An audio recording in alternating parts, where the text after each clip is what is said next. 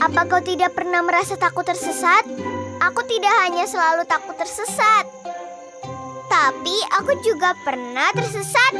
Lalu aku pernah mendengar kisah tentang seekor anak kucing.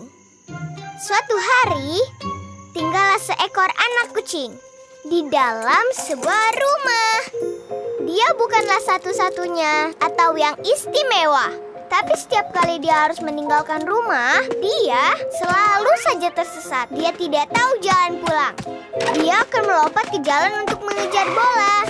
Selalu berlari. Dan tidak tahu di mana dia berada.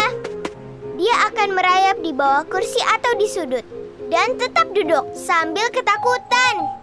Semua di sekitarnya tidak ada yang kenal. Dan dia tidak tahu di mana rumahnya. Dia berharap ada di dekat pemiliknya, maksudnya di rumah.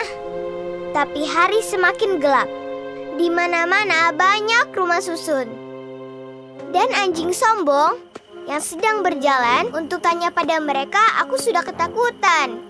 Lalu, apapun yang lewat, baik kucing ataupun anjing, mereka tidak memperhatikan anak kucing itu. Mereka benar-benar larut dalam pikiran dan keinginan mereka sendiri. Dan waktu pun berlalu. Sekarang malam sudah larut. Dan anak kucing itu merasa lapar, tapi tidak ada yang bisa dimakan. Ketika godaan datang, anak kucing itu pun rela mempertaruhkan nyawanya. Tidak ada remah roti di dalam. Dan dia sedih dengan apa yang ditemukannya.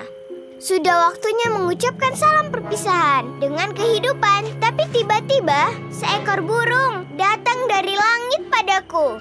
Apakah itu layang-layang? Kucing itu merasa ketakutan. Dia takut untuk berbalik badan menghadap ke burung. Halo, aku adalah merpati yang tersesat. Kenapa kau menangis? Apa kau mau makan? Apa kau tersesat ya? Apa kau tidak membawa kompas? Kucing itu mendekat. Iya, aku lapar, ujar kucing itu sambil memakan rotinya dengan lahap. Burung merpati itu semakin tidak menakutkan. Apa kau ingat alamat rumahmu, kucing baik? Anak kucing itu berusaha mengingat-ingat, tapi nomornya semua salah. Mungkin tadi aku mencatat di ekorku. Kalau kau punya alamat, maka akan mudah mencarinya. Aku adalah seekor merpati. Merpati penunjuk arah. Burung seperti aku tidak pernah tersesat. Tapi aku bukan anak kucing penunjuk arah. Biasanya aku tidak perlu bersusah payah untuk pulang. Kalau kau tersesat di mana saja, jangan biarkan dirimu semakin tersesat. Dan jangan merasa malu pada orang lain. Dekati orang yang lebih tua. Dan gambarkan orang yang ingin kau cari. Anak kucing itu menegakkan badan. Itu sangat mudah. Pemilikku memiliki bintik matahari di wajahnya. Dan hidungnya meruncing ke atas. Dia suka sekali dengan permen. Rambutnya lurus berwarna merah dengan pita di kepalanya. Dia suka sekali dengan nama Masya. Dan saat itu, burung merpati itu langsung menghilang. Dan anak kucing itu ketakutan lagi. Dan dia sendirian lagi. Sambil berpikir, sepertinya aku akan mati ditelantarkan. Tapi tiba-tiba berseru, "Anak kucingku!" Ada yang menggendongnya dan meremasnya. Dan menyuruh kucing itu minum susu. "Ayo minum anak kucingku sayang." Sepertinya anak kucing itu senang sekali. Dan pemiliknya menggendongnya seperti seorang bayi. Dia sangat sayang pada anak kucing itu. Dan dia pun berkata, "Kau kotor sekali. Ekormu juga ada kotoran. Kau sudah menulis alamatmu bukan di ekor, tapi di tali leher berkat merpati itu." Dia muncul padaku dan memberitahukan kau di mana. "Oh ya, ini permen untukmu sebagai ucapan terima kasih. Aku langsung datang ke sini mencarimu." Dia melihat anak kucing itu sudah tidur dengan nyenyak. Disinilah kita teman-teman. Kalau kau tersesat, Ingat, jangan panik. Kau harus bisa mengingat-ingat. Ingat alamat rumahmu, nomor telepon, dan jangan ragu untuk meminta bantuan kepada orang lain. Jangan merasa takut. Kalau kau tersesat, bertahanlah dan kau akan ditemukan.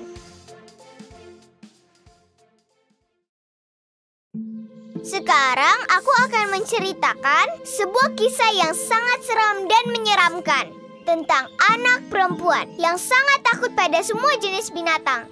Tidak selalu ketika dia sedang melihat mereka.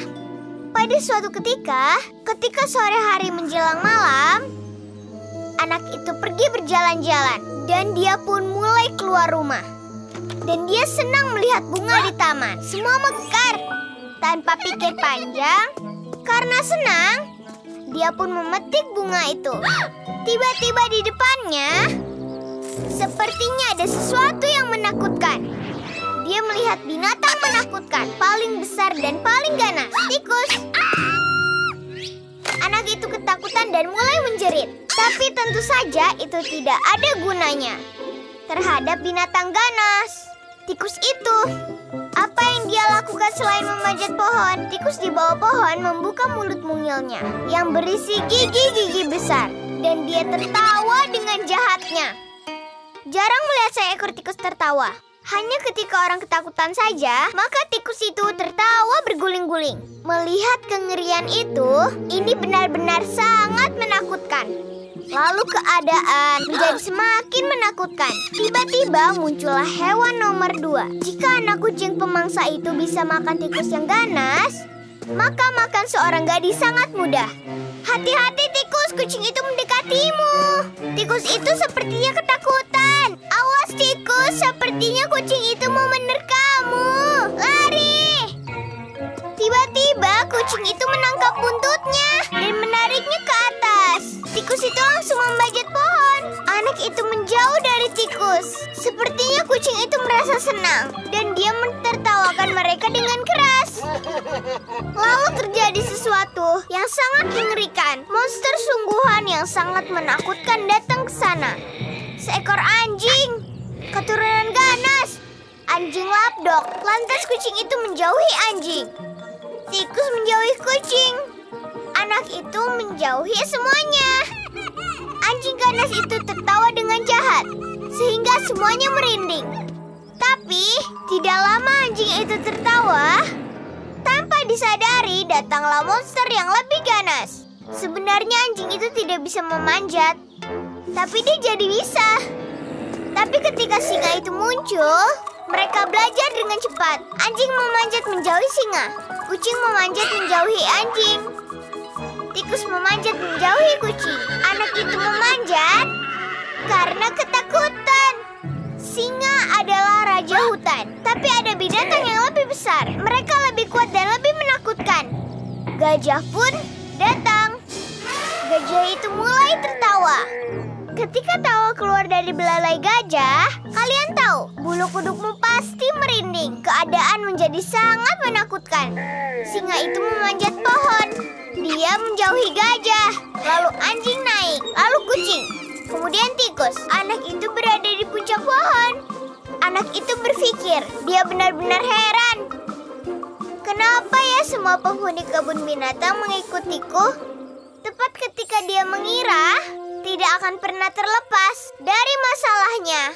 Dia melihat ujung pohon itu, dan anak itu pasti akan jatuh. Untung para aktivis binatang tidak melepaskan balon ke langit. Anak itu tidak mungkin selamat. Anak itu beruntung menangkap balon itu, tapi tikus tidak. Tikus itu sampai puncak pohon, tapi tidak bisa mengambil balon, dan akhirnya jatuh menimpa gajah. Lalu ternyata gajah, walaupun mereka itu binatang yang besar, mereka takut pada binatang lain. Ternyata gajah yang besar takut pada tikus kecil. Sama seperti anak perempuan dan lingkaran kehidupan. Mulai berputar dan berputar. Kalian tahu, binatang-binatang itu melupakan anak perempuan tadi. Seolah-olah dia tidak ada di sana. Saat itulah ayah anak perempuan itu datang. Ayahnya sangat menyukai binatang. Maka dia pun mengembalikan semua binatang ke tempatnya. Itulah maksudku. Kau harus menyukai binatang dan melindungi mereka. Jangan takut pada mereka. Dan kalau kau berusaha, walaupun kau masih takut, minta pada yang tidak takut untuk menolongmu. Kau bisa meminta pada ayahmu? Karena memanjat ayahmu jauh lebih menarik dan aman daripada memanjat pohon.